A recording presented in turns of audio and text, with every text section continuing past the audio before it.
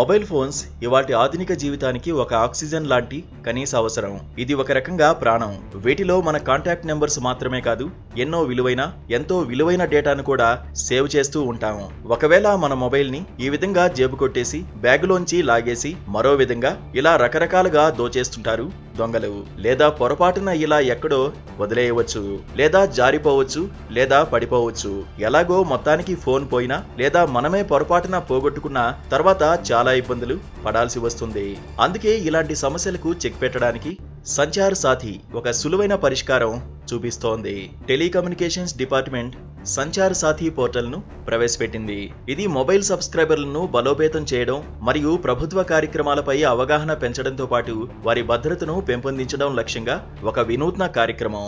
ఈ ప్లాట్ఫారం పౌరులు తమ పేరుతో నమోదైన మొబైల్ కనెక్షన్లను సమర్థవంతంగా నిర్వహించడానికి మరియు పర్యవేక్షించడానికి వీలు కల్పిస్తుంది.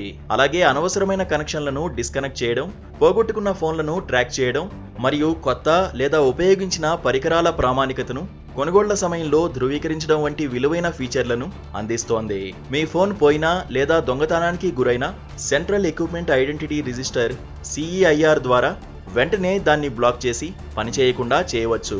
అంతేకాదు మీ ఫోన్ తిరిగి దొరికితే దానిని అన్లాక్ చేసుకుని వాడుకోవచ్చు.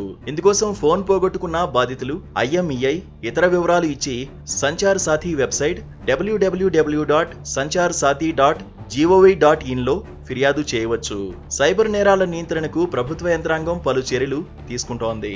అందులో భాగంగానే డిపార్ట్మెంట్ ఆఫ్ టెలికమ్యూనికేషన్స్ ఆధ్వర్యంలో సంచార్ సాథీ అనే పోర్టల్ ను అందుబాటులోకి తీసుకొచ్చింది. కనుక బాధితులు ఎవరైనా www.sancharsathi.gov.in వెబ్సైట్లోకి వెళ్లి సెల్ ఫోన్లు, సిమ్ కార్డులకు సంబంధించిన సమాచారాన్ని తెలుసుకోవచ్చు.